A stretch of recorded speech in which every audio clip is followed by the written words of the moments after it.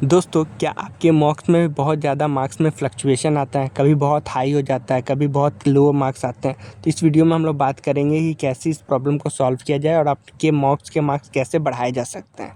तो सबसे पहली बात है कि हम लोग इसमें बात करेंगे how to approach mocks. Mocks को अप्रोच कैसे करना है, कैसे इसको यूज़ करना है, कैसे इसमें हम लोग यूज़ करें कि हमारे मार्क्स बढ़ते ही जाएँ। सेकंड है नेवर सेट अ टारगेट। कोई टारगेट सेट नहीं करना है। टारगेट सेट करने का क्या नुकसान है, इसके बारे में बात करेंगे। फिर बात करेंगे एनालिसिस ऑफ मॉक्स। मॉक की एनालिसिस कैसे करनी है और उसकी एनालिसिस कैसे की जाए जिससे आपको और अच्छा रिजल्ट आए। फिर बात करेंगे how to attempt the mock. Mock को अटेम्प्ट कैसे करना है, किस तरह से आप मॉक में और अच्छा परफॉर्म कर सकते हैं उस लिमिटेड टाइम में। इसके बाद हम बात करेंगे how to skip a question. कब आपको स्किप करना चाहिए क्वेश्चन, कब आपको स्किप नहीं करना चाहिए, उसके बारे में बात करेंगे। और लास्ट में बात करेंगे एलिमिनेशन एंड टेक्निक के बारे में। एलिमिनेशन टेक्निक में आप कैसे इम्प्रूवमेंट ला सकते हैं और अच्छा मार्क्स स्कोर कर सकते हैं। तो चलिए स्टार्ट करते हैं दोस्तों। How to approach mock. तो पहले आपको ये समझ लेना है कि मॉक आपको स्ट्रेंथ और वीकनेस बताने के लिए बस। उसके मार्क्स बताना, कितना परसेंटाइल आ रहा है, ये सब सेकेंडरी चीज़ है। प्राइमरी क्या है, आपका स्ट्रेंथ और वीकनेस बताना। तो कौन सा क्वेश्चन आपने कम समय में किया, कौन सा क्वेश्चन में आप गलती नहीं करते, कौन सा समय क्वेश्चन में आप क्वेश्चन तो बना रहे हो दोस्तों पर आप गलतियाँ कर रहे हो। कौन से क्वेश्चन है जहाँ पे आपको बहुत ज़्यादा टाइम लग जा रहा है। फॉर एग्जांपल आपने क्वेश्चन तो बना लिया पर उसको बनाने में 1.5 मिनट लग गया एक क्वेश्चन को, फिर कोई पॉइंट नहीं है ना, वो मतलब आपका वेस्ट हो गया। उतना में आप 2 क्वेश्चन बना लेते हैं 45 सेकंड देख के। ठीक है दोस्तों, यही मेन काम है मॉक का। तो हमारा सबसे पहले हमें ये समझना पड़ेगा, आपको अपने वीक एरियाज़ पे ज़्यादा फोकस करना है। अपने जो हम लोग जो मैक्सिमम टाइम क्या करते हैं, स्ट्रॉन्ग एरिया पे काम करते हैं। जैसे कोई स्टूडेंट है जिसका रीजनिंग अच्छा है तो वो रीजनिंग ही बना रहा है दिन भर। यदि किसी का मैथ्स अच्छा है तो दिन भर वो अर्थमेटिक ही लेके सॉल्व कर रहा है। ये काम नहीं करना दोस्तों। ऐसे क्या हो जाता है ना कि आप कुछ चैप्टर या कुछ सब्जेक्ट को इग्नोर कर देते हैं। फॉर एग्जांपल इंग्लिश को बहुत ज़्यादा इग्नोर किया जाता है, करंट को इग्नोर किया जाता है। एसएससी की तैयारी में लोग जीके को इग्नोर करते हैं काफ़ी। मेरे बहुत सारे दोस्त हैं जो एसएससी में उनका सिलेक्शन का बहुत बड़ा रीज़न नहीं होने का यही था कि वो जीके को बहुत ज़्यादा इग्नोर करते थे। जीके इग्नोर करेंगे तो फिर प्री में मार्क्स लाना मुश्किल हो जाता है। तो इस तरह काम नहीं करना। यदि आपका इंग्लिश अच्छा है तो इंग्लिश में ही ध्यान दिए हुए हैं, मैथ नहीं ध्यान दे रहे हैं, ऐसे नहीं करोगे, ऐसे आपको इम्प्रूवमेंट नहीं मिलेगा। आप दूसरा काम करना है कि आप मल्टीपल लेवल के मॉक्स ले लो। क्या करो, अलग अलग कंपनी के मॉक्स लेना ज़रूरी है, क्योंकि इससे आपको फ़ायदा होता है कि आप अलग अलग माइंडसेट के मॉक बना सकते हो। जब अलग अलग माइंडसेट के मॉक बनाओगे तो आपको बहुत अच्छा फ़ायदा होगा इससे। ठीक है, वीक में आप क्या पहले स्टार्ट में यदि हो तो पहले वीक में 2-3 मॉक दो, और जैसे जैसे एंड आने लगे एग्ज़ाम का टाइम 2-3 हफ्ता पहले तो फिर डेली मॉक्स में चले जाओ। उससे आपका स्पीड सेट हो जाता है। सेकंड पॉइंट है step 2, never set a target. Target set करने की गलती मैंने भी बहुत करते थे और हम सब करते हैं, ऐसी बात नहीं है। पर इसका नुकसान होता है दोस्तों।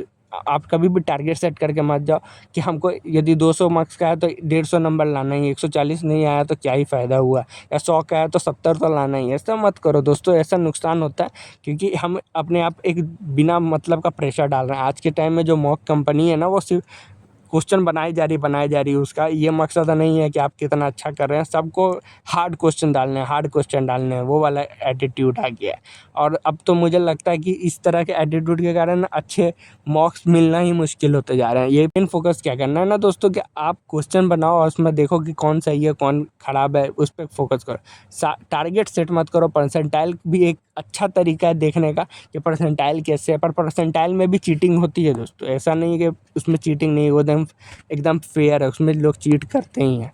तो ये भी बात है। तीसरा चीज़ है स्टेप 3, एनालिसिस ऑफ मॉक्स। ठीक है, हमने मॉक दे दिया, हमने टारगेट नहीं सेट किया, हमको सब कुछ आ गया। अब इसमें देखो ना कि आप गलती कहाँ कर रहे हो। जैसा मैंने आपको बताया, आपको गलती को आपने मान लीजिए अपने प्रॉफिट लॉस के क्वेश्चन में गलती कर दी। अब क्या करो कि कॉपी ले लो, जो मैं आपको बताता हूँ, एक कॉपी सेपरेट कॉपी मेंटेन करनी है और उसमें लिखना कि मॉक नंबर 1। उसमें मैथ में हम कहाँ कहाँ गलती हुआ हमसे, जैसे प्रॉफिट एंड लॉस का क्वेश्चन में हम गलती की है, पार्टनरशिप के क्वेश्चन में गलती की है, यदि आप अलजेब्रा का क्वेश्चन है उसमें गलती की है। अब क्या करो कि आप अपना मॉक को बंद किए, कॉपी में आप लिख लिए हैं, अब उस पर एक क्लास कर लो। यदि आपके पास कोई पेड क्लास है तो उस पर जाकर क्लास करो, या तो आप आपके किताब है, किताब से आप क्वेश्चन बना रहे हो तो उससे कुछ क्वेश्चन बनाओ। आप 50 क्वेश्चन उस तरह के क्वेश्चन को सॉल्व करो कि हाँ, यदि पार्टनरशिप में गलती हुआ तो 50 क्वेश्चन हम बनाएंगे। सिंपल यही तरीका है, नहीं तो आपके इंप्रूवमेंट नहीं दिखेगा। यदि आपका कहीं से गलती हो रहा है ना, तो हमें क्या लगता है कि क्वेश्चन देख लिया, अच्छा ठीक है, नहीं। यदि गलती हो रही है तो एग्ज़ाम में आपको यही प्रॉब्लम क्रिएट करेगी। ऐसे ही बस उसी पे रजिस्टर में आपको पता हो जाएगा कि आज से 1 महीना पहले भी मेरा पार्टनरशिप में प्रॉब्लम था, आज भी प्रॉब्लम है, तो इसका नुकसान हो रहा है ना। तो आपको ये प्रॉब्लम को रिपीट नहीं करना है, आपको देखते रहना है कि हाँ भाई 15 दिन पहले यदि मेरा पार्टनरशिप ख़राब था तो आज मेरा पार्टनरशिप अच्छा होना चाहिए, तभी आपके मार्क्स बढ़ेंगे। नहीं तो हमें लगता है ना कि अरे यार अलजेब्रा का ये पार्ट ख़राब हो गया, अच्छा हो गया तो हो गया, हम आगे बढ़ जाते हैं। मार्क्स देख के आगे नहीं बढ़ना है दोस्तों, उस पर काम करना है कि उसमें यदि कहीं गलती हो रही है तो क्यों हो रही है, तभी आपके मार्क्स बढ़ेंगे। और ये जो आप प्री में जो मेहनत कर लोगे ना, उसका फ़ायदा आपको मेंस में भी मिलेगा। मेंस में आपको इसका बहुत अच्छा फ़ायदा मिलता है। प्री में आप जो मेहनत कर लोगे, आप जब प्री के बाद जब मेंस का मार्क्स लगाओगे तो आप देखना आपको बहुत अच्छा इंप्रूवमेंट देखने को मिलेगा। फिर है step 4, how to attempt a paper. अब देखो अटेम्प्ट कैसे करना होता है मैं आपको बता देता हूँ, मैं किस तरह से अटेम्प्ट करता था। फॉर एग्जांपल जब मैं एसएससी का फर्स्ट टाइम प्रिपेयर कर रहा था तो हम लोग का सिंपल आइडिया होता था, पहले जीके बनाना, देन इंग्लिश बनाना, फिर मैथ, फिर रीजनिंग। अब इसका लॉजिक बहुत सिंपल सा बात है कि पहले वो क्वेश्चन बनाने हैं जिसमें आपको सॉल्व नहीं करना है। जैसे जीके हो गया, आता है या तो नहीं आता है, इंग्लिश में या तो आता है या तो नहीं आता है, और फिर सॉल्व वाले चीज़ बनाना है। और यदि बैंक में जब मैं प्रिपेयर कर रहा था तो उसमें फिर ये चीज़ ख़त्म हो गई, क्योंकि वहाँ पे सेक्शनल टाइमिंग होती है, तो वहाँ पे तो जो क्वेश्चन आ रहा है वही करना है। पर वहाँ पे भी बैंकिंग में भी वही काम करना है कि पहले वन लाइनर बनाना है, फिर वो पजल्स टाइप के बनाने या डीआई बनाना है क्वांट में, या इंग्लिश में रीडिंग कॉम्प्रिहेंशन बनाना है, ठीक है। पहले वन लाइनर बनाना है। इससे फ़ायदा क्या होता है कि आप पहले कम समय में ज़्यादा जो इजी क्वेश्चंस है, जो सिंगल मार्क्स के आसान पार्ट है, उसको जल्दी आप कर लेते हो सीधा। और बाद में जो कॉम्प्लिकेटेड है जिसमें समय लगेगा बनाना, उसको लिटरली आपको बैठ के सॉल्व करना होगा, उस पर टाइम देते हो। जब आप ये काम करोगे आप देखना आपको बहुत अच्छा इंप्रूवमेंट देखने को मिलेगा। स्टेप 5 है how to skip a question. ठीक है, बहुत सारे क्वेश्चंस हैं जो आपको स्किप करने होते हैं। तो हर सेट में क्या होता है ना कि 100 में से 10 क्वेश्चन तो ऐसे ही होते हैं जो जानबूझ के डाला जाता है कि आपका टाइम ख़राब करने के लिए। आप ये सीखोगे, जब आप बार-बार मॉक दोगे तो आपको समझ में आ जाएगा कि ये क्वेश्चन को छूना ही नहीं है, ये क्वेश्चन सिर्फ टाइम वेस्ट करने के लिए डाला गया है। ये हर जगह होता है, एग्ज़ाम में भी होगा, मॉक में भी होगा। तो ये चीज़ आपको सीखना हो, ये मॉक लगा के ही आप सीखोगे।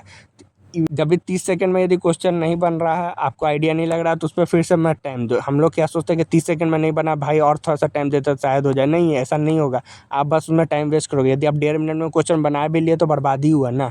आप 30-40 सेकंड में आप दूसरा क्वेश्चन बना लेते हैं, ठीक है। लास्ट है स्टेप 6, एलिमिनेशन एंड हिट।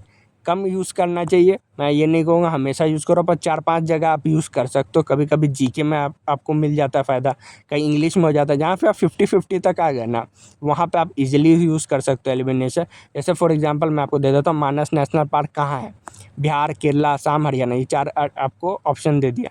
तो अब यहाँ पे सिंपल सी बात है, आपको ये थोड़ा सा भी आइडिया होगा ना कि बिहार और हरियाणा में उतना फॉरेस्ट कवर नहीं है, ठीक है। जहाँ पे फॉरेस्ट ही नहीं है वहाँ नेशनल पार्क हो, अपने आप में बड़ी बात है। उसके ऊपर से यूनेस्को वर्ल्ड हेरिटेज साइट भी, ठीक है, यूनेस्को उसको वर्ल्ड हेरिटेज साइट भी कह रहा है, तो ये अपने आप में टफ चीज़ है। तो आप इजीली इसको एलिमिनेट कर सकते हो।